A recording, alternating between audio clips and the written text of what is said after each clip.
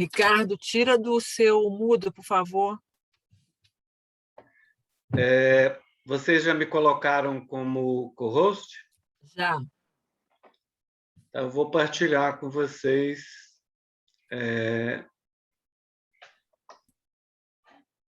um PowerPoint para a gente distribuir melhor as citações e nos ajudar até o final da nossa reunião de hoje. Achei essa árvore linda.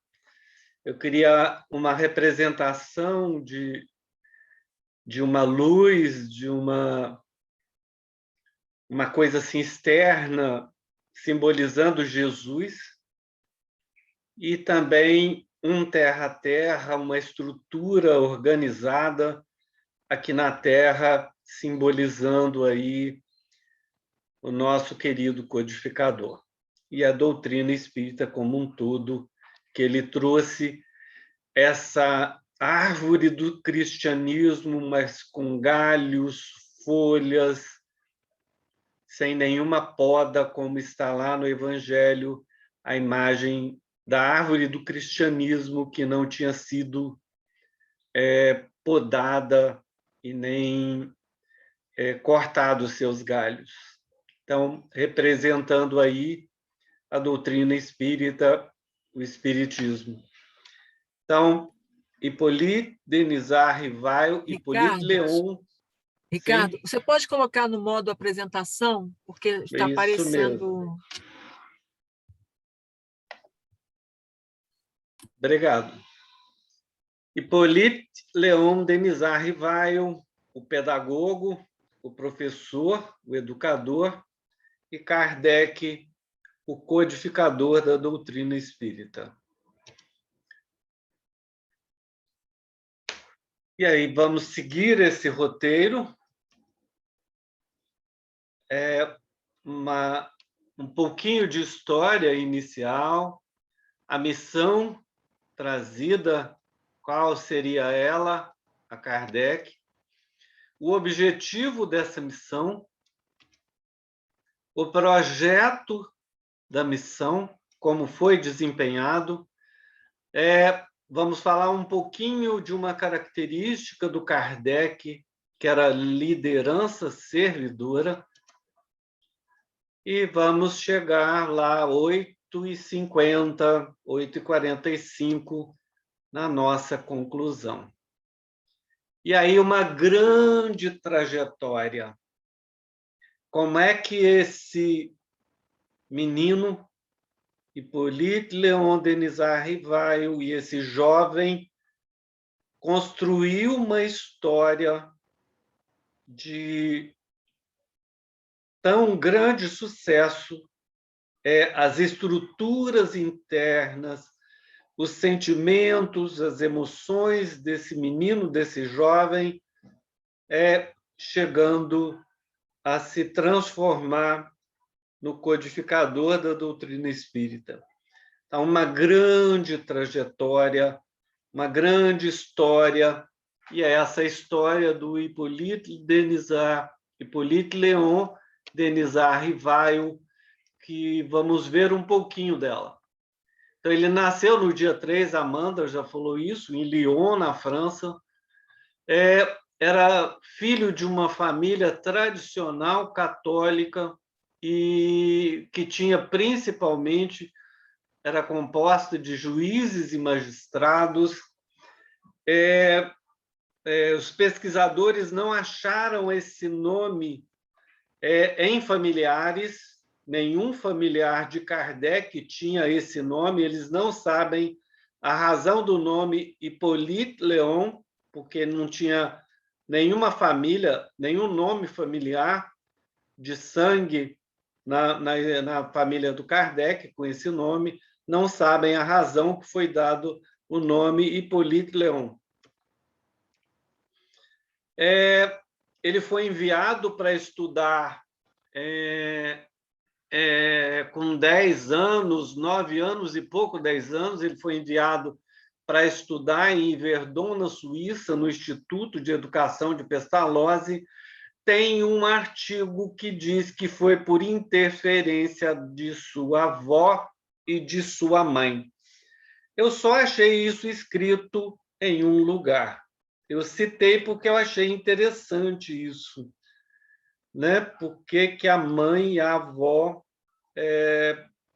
fizeram esforços para que ele fosse para a Suíça e não para Paris. As razões da ida, porque é interessante a gente pensar por que ele foi para Yverdon, na Suíça, e não para Paris, que era a razão, naquela época, de todos os acontecimentos da França, e Paris já era a cidade-luz.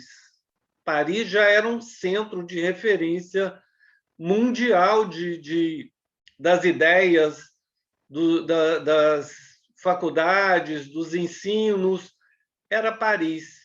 E ele vai para Yverdon. Uma das razões que eu pesquisei, e a gente sabe na época, porque é a Revolução Francesa, é a situação política da França no início, no final do século XVIII e no início do século XIX. Era uma situação muito difícil, a situação política da França. Outra razão que também eu acho que fez diferença foi a situação política na Suíça no início do século XIX. Democracia moderna, eles já tinham um pensamento voltado para a democracia moderna, que a gente hoje entende que seriam os inícios dos pensamentos da democracia moderna. E uma coisa interessante, a Suíça não entrou em guerra desde 1815. Ela foi invadida, fizeram guerra nela, mas ela não entrou em guerra com outros países, atacando outros países. Que é uma coisa interessante a gente pensar isso naquela parte da Europa que ficava entre a Itália, né? Entre a Itália e a Alemanha, Grécia embaixo, França do lado. Então, tem uma conotação toda do centro da Europa. E uma outra coisa é a distância de Paris. Lyon-Paris tem 460 quilômetros hoje.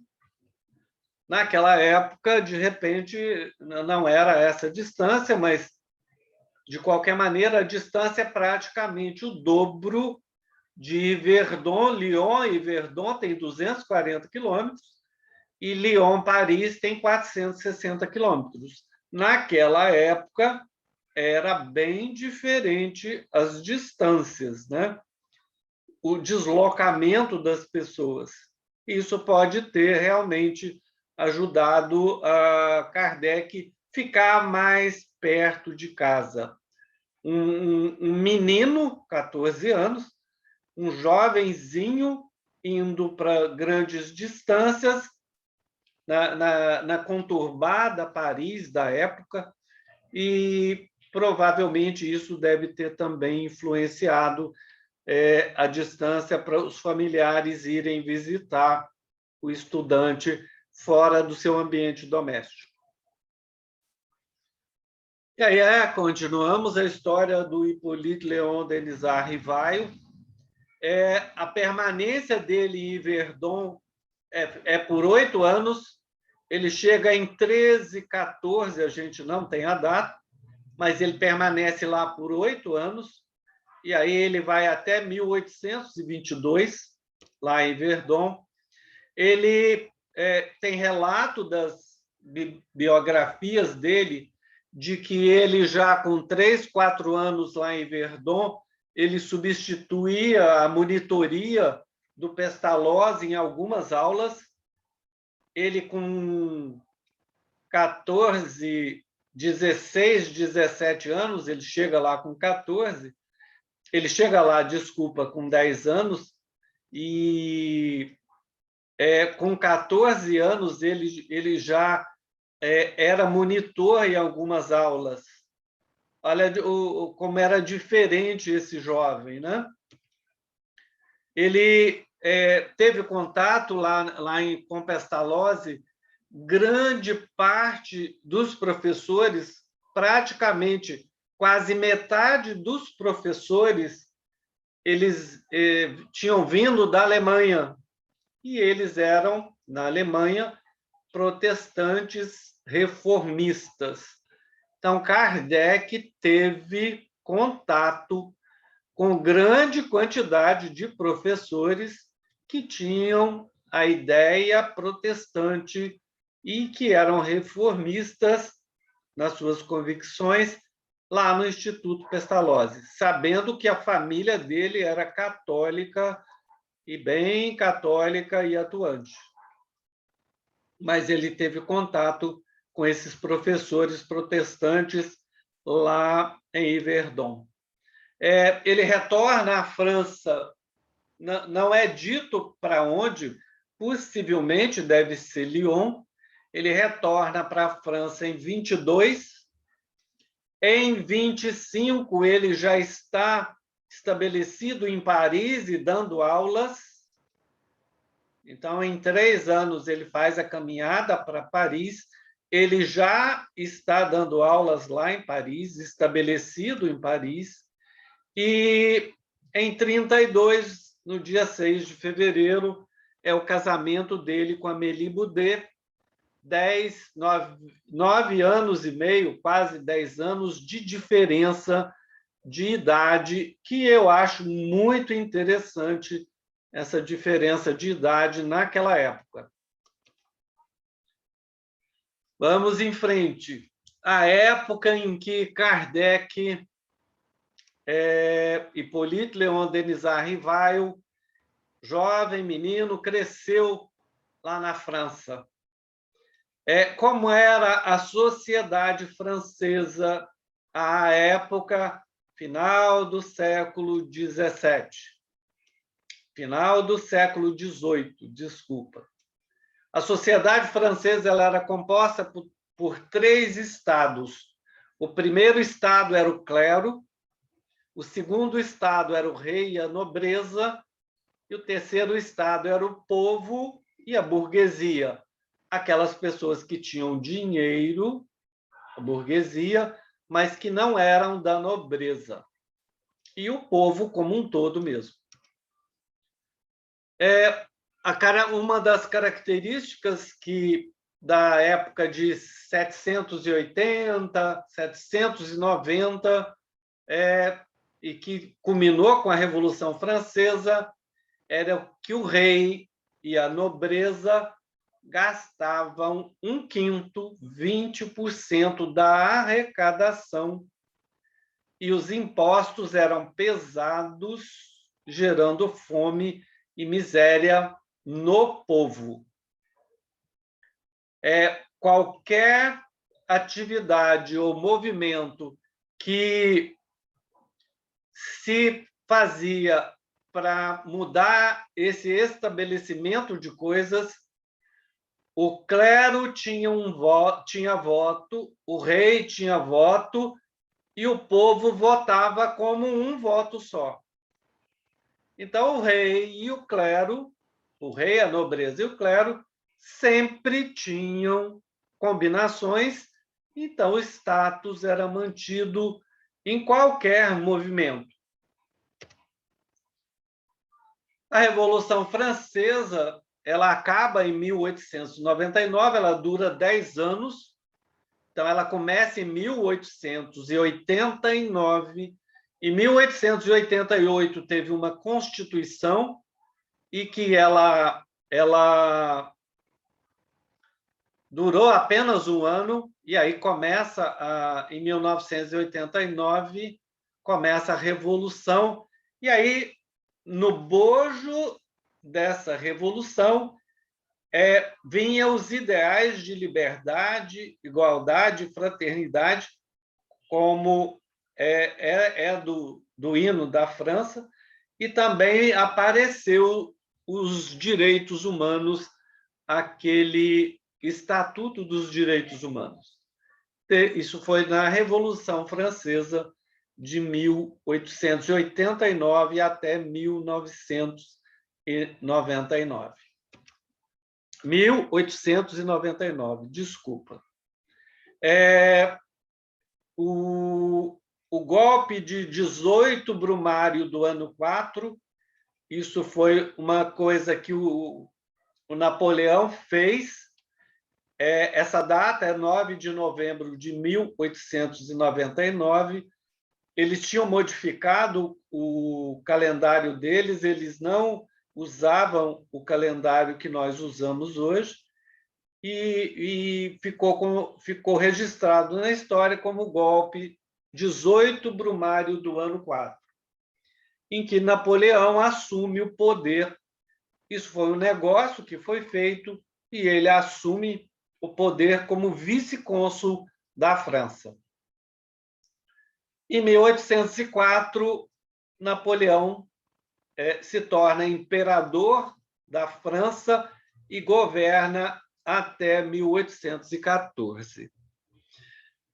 Na época de 1889 até 1899, durante os 10 anos da Revolução Francesa, foram decapitadas, guilhotinadas, perto de 17 mil pessoas, julgadas e guilhotinadas, e aí todas as pessoas que eram contra, todos os adversários e alguns denunciados que tinham algumas rixas familiares, eles foram levados para a guilhotina, e num total, mais ou menos, isso é um cálculo, de 17 mil pessoas guilhotinadas, e foi esse o contexto que Kardec nasce em 1804.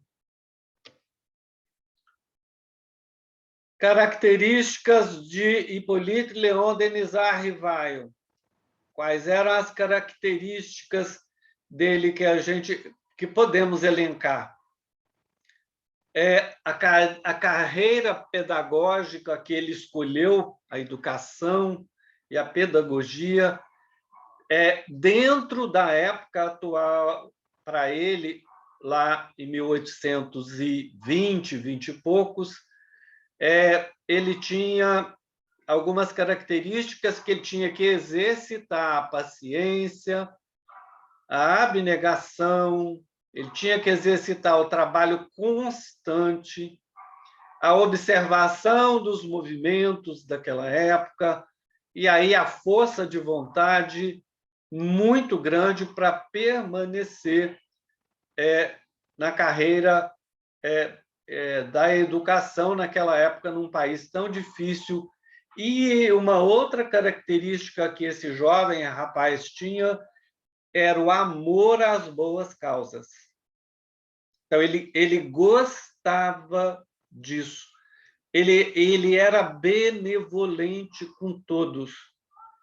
Ele era beneficente com todos. Quem não podia pagar as aulas no educandário dele, assistia de graça. Ele dava aula de recuperação na casa dele para os alunos, de graça, para os alunos que estavam indo mal nas matérias. O jovem e o adulto jovem Kardec. Desculpa, Hippolyte Léon Denisard Rivail. Uma outra característica dele que é interessante a gente pensar: ele foi levado muito novo para longe da família, e lá em Verdun ele mergulhou numa cultura diferente de outro país e que tinha muita influência da Alemanha na época, pelo número de professores. E aí era uma instituição, em Verdun, de orientação, lógico que não se misturava religião, mas a orientação era muito protestante, ligada ao movimento protestante, e aí um modelo, Pestalozzi, lógico, liberal de educação, em que estimulava a criança, o jovem, a fazer as suas reflexões muito profundas no processo de crescimento na educação. E esses aspectos da educação vinculados ao Pestalozzi forjará e vai reforçar, porque ele já tinha algumas características mentais interessantes, reforçará o caráter de livre pensador que tinha sido bafejado pelos valores do Renascimento e também pelos valores do Iluminismo que estava então grande voga na época na Europa, e pelo qual virá a ser distinguido diante de todo mundo esse aspecto de livre pensador que tinha, em que ele adquiriu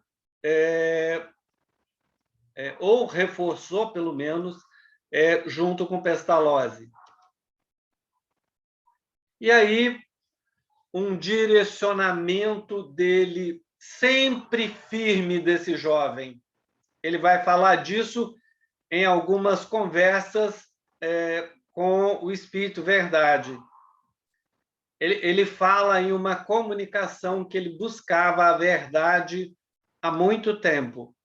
E aí pergunta para a verdade se o nome que ele tinha escolhido, que ele adotou, constituía a verdade que ele procurava. E ele diz que pode ser, mas que isso bastava, que o nome verdade era para ele ter referência, e ele pergunta para o Espírito se ele tinha animado algum nome conhecido na Terra, e o Espírito responde para ele que ele não ia dar conhecimento das vidas nele na Terra, e que bastava para ele, Kardec, que soubesse que ele seria a referência clara, límpida da verdade em todos os momentos que necessitasse. Então, direcionamento, esse jovem já tinha e buscava a verdade como um todo. Em algumas comunicações, essa verdade ela é exposta para a gente até voltando na época, lá perto da Alemanha, João Rus, a referência de alguns artigos, traz para a gente que já desde João Rus e também desde os druidas, isso era uma inquietação desse espírito Kardec. Ele buscava a verdade. Se a gente olhar para a base que nós temos, para a estrutura pétrea que foi o nosso codificador, vemos, sentimos que essa base que Kardec tem foram sinalizações realçadas que o jovem, que o menino inicialmente, e que o jovem Hippolyte Denisard Rivail já tinha nele como valores, e Kardec levou esses valores positivos até a codificação da doutrina espírita. Então, a base está lá nesses jovens, no jovem adulto e no menino Hippolyte Léon Denisard Rivail. Grande trajetória. Algumas características agora de Allan Kardec que a gente pode valorizar, que elas estavam lá no menino e no jovem Hippolyte Léon Denisard Rivail. Antes, umas consideraçõezinhas, e aí, muito particularmente minha. para fazer o tipo de colocação que Kardec fez, ele não deveria ter uma família numerosa. Então, imagino que seria um problema para ele se ele tivesse muitos filhos. Então, não ter uma família numerosa parece que foi uma escolha dele relativamente bem acertada, porque ele não teve filhos. Outra coisa que é interessante pensar na vida dele é que a missão que ele vinha desempenhar no planejamento precisava ter do lado dele uma pessoa muito estruturada, muito equilibrada, com os sentimentos e pensamentos resolvidos. E aí, Amélie Boudet, ao seu lado, foi um pilar para ele e que ajudou muito a missão que ele trouxe para todos nós. A missão que ele vinha desempenhar precisava de conhecimentos da ciência da época. E ele tinha conhecimentos de fisiologia, de anatomia, anatomia comparada, de magnetismo. Ele era um homem antenado com o tempo. Ele tinha conhecimento das ciências da época e tinha que conhecer para a missão que ele veio trazer.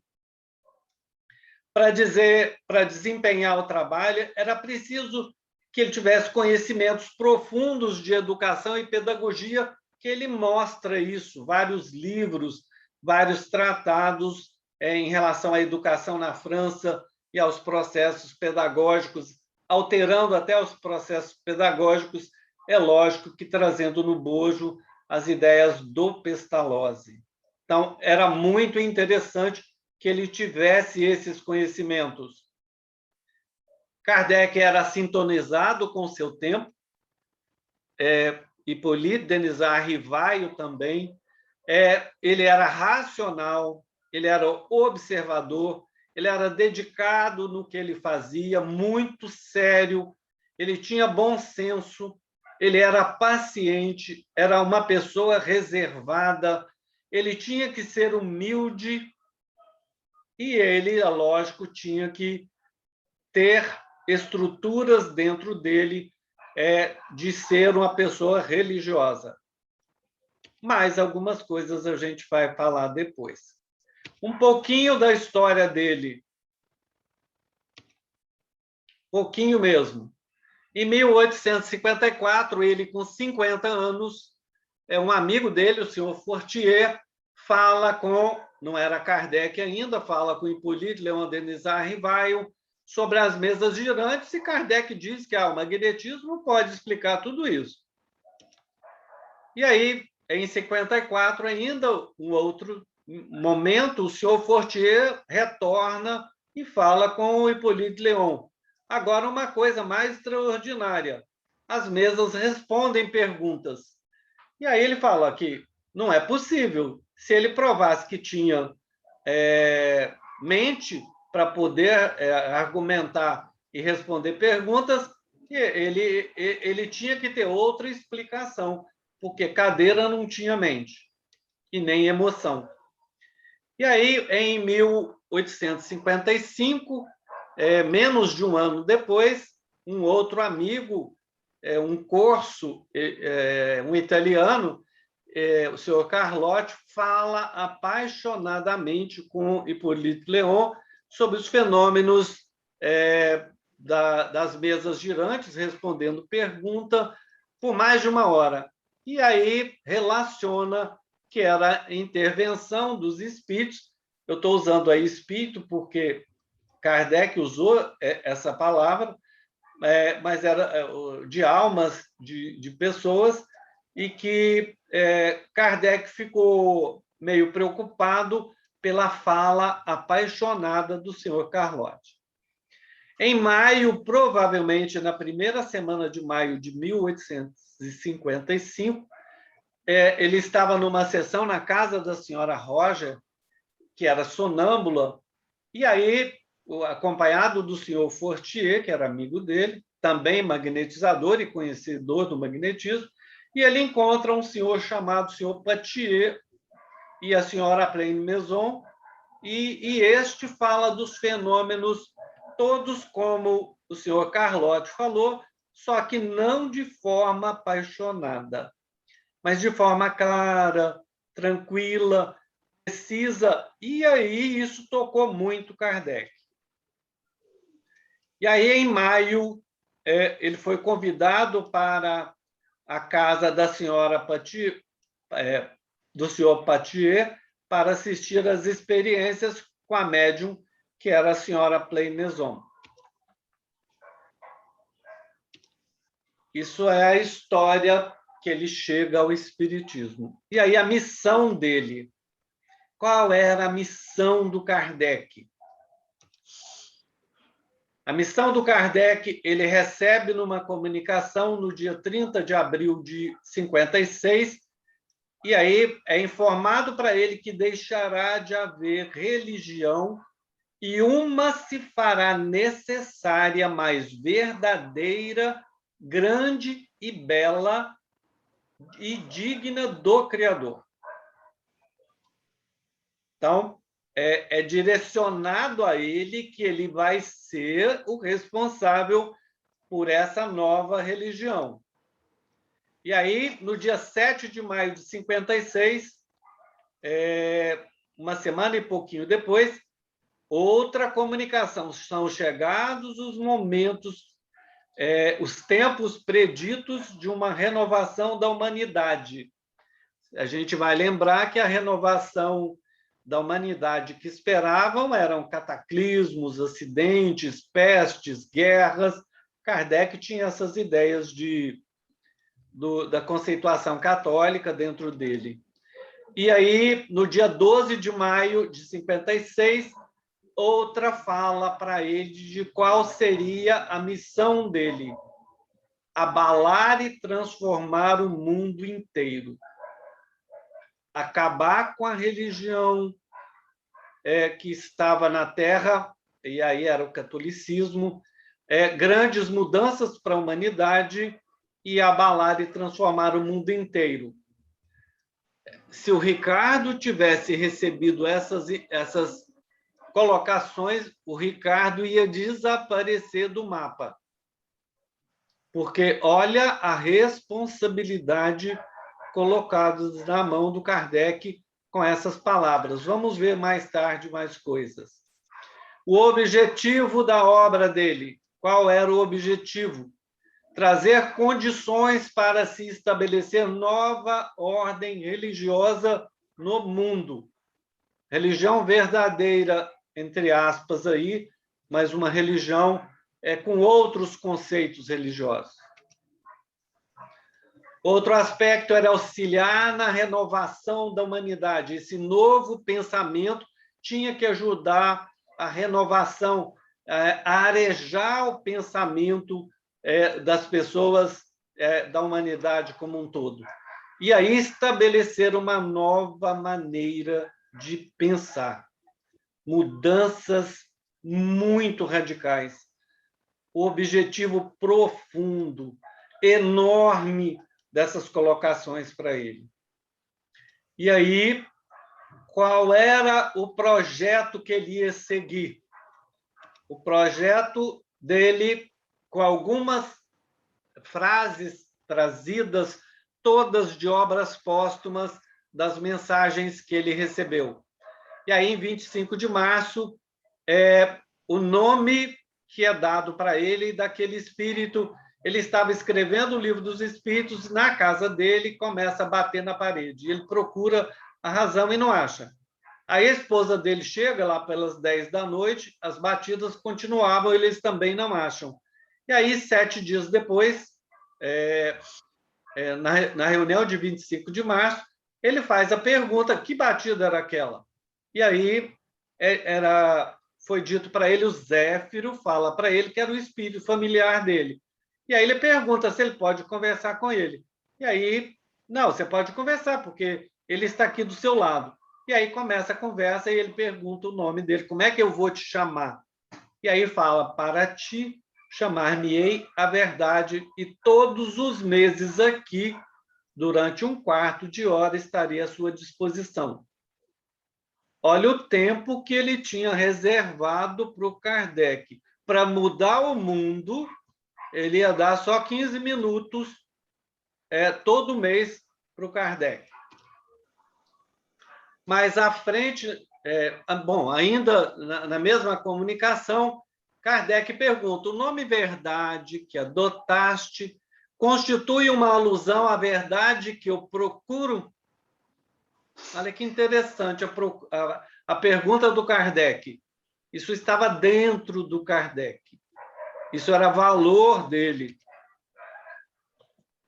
E aí, em 30 de abril, deixará de haver religião, porque foi dito que deixaria, e uma se fará necessária, mas verdadeira, grande, bela e digna do Criador. Isso é dito para ele em 30 de abril.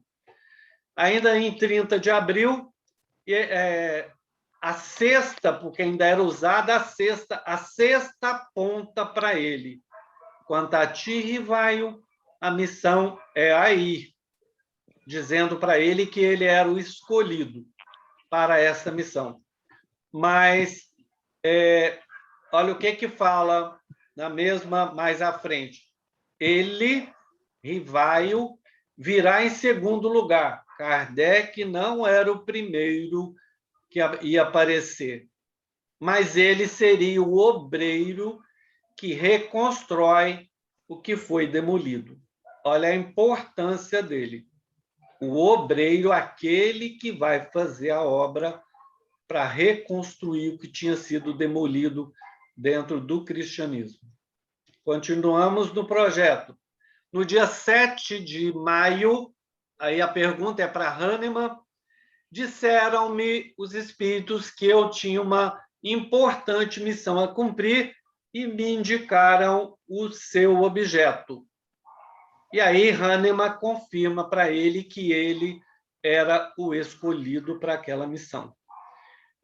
Tens que cumprir aquilo que sonhas desde longo tempo. De novo, João Ruiz e lá os druidas, dentro dele, a programação espiritual dele. Desde longo tempo, Kardec sonhava com essa verdade. E aí ele falando, no momento lá da conversa, são-me necessários meios de execução para a obra, para a missão, que ainda não se acham ao meu alcance. Eu não tenho alguns meios necessários, requisitos, virtudes para essa missão. E aí tem a resposta de que é ele mesmo, que ele tem e que com o tempo ele verá.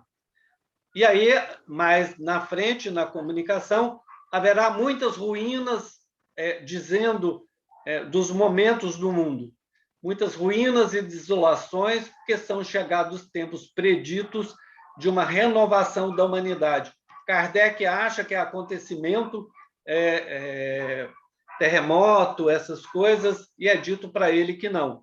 Mas que os flagelos de toda a espécie assolarão as nações, a guerra dizimará os povos, as instituições vetustas se abismarão em ondas de sangue pela modificação do pensamento humano. Continuamos no projeto. A Hahnemann, ele pergunta, e a guerra vai se... Porque diz que ia ter guerra. E a guerra vai se circunscrever a alguma região? Vai ser uma guerra regional? Diz que não, que a guerra será geral no mundo todo. No dia 6 de maio, e aí já com a verdade falando, Kardec, palavras dele, diz o seguinte: o maior desejo em relação a ele era de contribuir para a propagação da verdade, mas do papel de simples trabalhador ao de missionário em chefe, a distância é muito grande e não percebo o que possa justificar em mim graça tal, de preferência a tantos outros que possuem talento e qualidades de que não disponho. Palavras do Kardec dizendo que ele não tinha as qualidades e o talento para poder ser esse reformador tão grande, tão difícil. E aí uma coisa interessante que o Espírito Verdade fala para ele: nunca, pois, fales de sua missão. Kardec nunca falou da missão dele. Kardec registra isso apenas em obras póstumas, que ele nem publicou, foi publicado depois, né, pela esposa dele. E aí, da Kardec, uma missão na qual dificilmente creio. No mesmo dia, para a verdade, ele falando já com o Espírito de Verdade. Se estou destinado a servir de instrumento aos desígnios da providência, que ela disponha de mim. Parecido com o que Maria fala para o anjo Gabriel, quando ela tinha escolhido para ser a mãe de Jesus. Disponha da sua serva. Kardec também se coloca nas mãos da providência divina para realizar a missão dele. Continuamos ainda o projeto. E aí, é uma citação longa, mas aí é interessante a gente ver toda. Ele pergunta para a verdade: que causas poderiam determinar o meu malogro? Que ele poderia falhar, mas que ele seria substituído, que tinham pessoas substitutas nascidas para isso, para o papel dele. Qual seria o malogro? Em que ele podia falhar? Seria a insuficiência das minhas capacidades? E aí a resposta é não. Mas a missão dos reformadores é cheia de escolhos e perigos. Previno-te de que é rude a tua, porquanto se trata de abalar e transformar o mundo inteiro. Não suponhas que te baste publicar um livro, 2, 10 livros, para em seguida ficares tranquilamente em casa. Tens que expor a tua pessoa. Suscitarás contra ti ódios terríveis. Inimigos encarniçados se conjurarão para a tua perda. Ver-te-ás abraços com a malevolência, com a calúnia, com a traição mesma dos que te parecerão os mais dedicados, os amigos mais próximos. As tuas melhores instruções serão desprezadas e falseadas. Por mais de uma vez sucumbirás sob o peso da fadiga. Numa palavra, terás que sustentar uma luta quase contínua com o sacrifício do teu repouso, da tua tranquilidade, da tua saúde e até da tua vida, pois sem isso viverias mais tempo. E termina a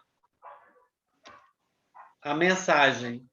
Ora bem, não poucos recuam quando, em vez de uma estrada florida, só vêm sob os passos urzes, pedras agudas e serpentes.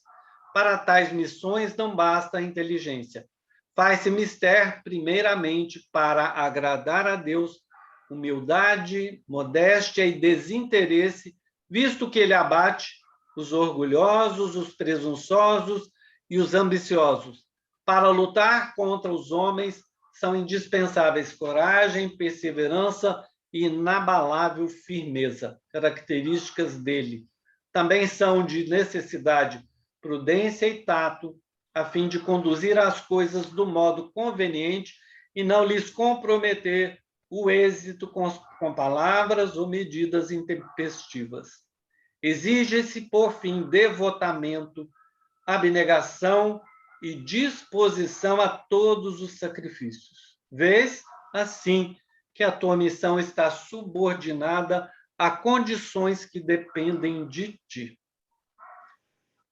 Eu, recebendo isso, eu ia correr 10.000 quilômetros, porque olha a responsabilidade disso tudo.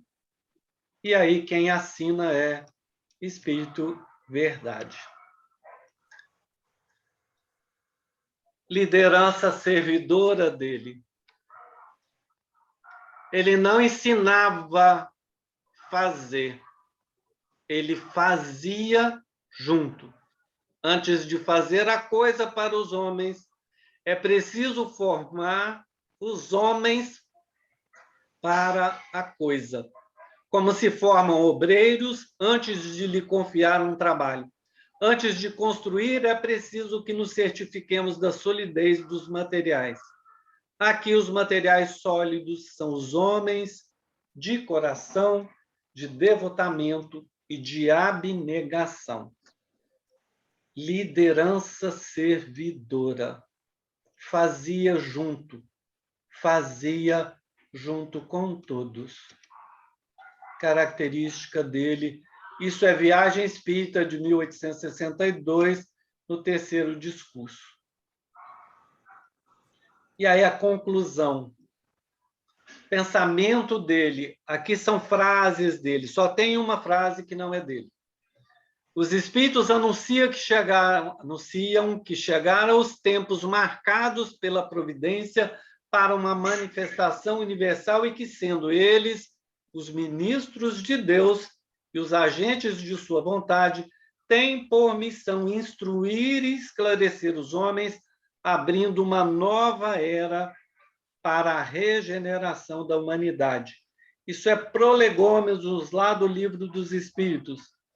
Lá na Viagem Espírita, na página 40, Kardec falando, e que o Espiritismo não é apenas uma questão de fatos mais ou menos interessantes ou autênticos, para divertir os curiosos. É, acima de tudo, uma questão de princípios. É forte, sobretudo, pelas suas consequências morais.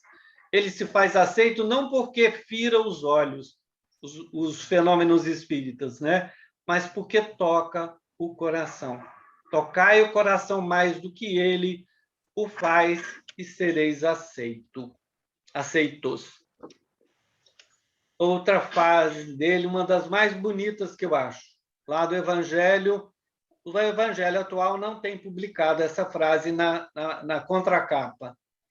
Fé inabalável só é a que pode encarar frente a frente a razão em todas as épocas da humanidade. Isso é o capítulo 19 do Evangelho, lá no item 7, Palavras de Kardec. E aí, na Gênese, no capítulo 1, Caráter da Revelação Espírita, o item 55, ele fala isso, caminhando de par com o progresso, o Espiritismo jamais será ultrapassado, porque se novas descobertas lhe mostrarem estar em erro acerca de um ponto qualquer, ele se modificaria nesse ponto. Se uma verdade nova se revelar, ele a aceitará.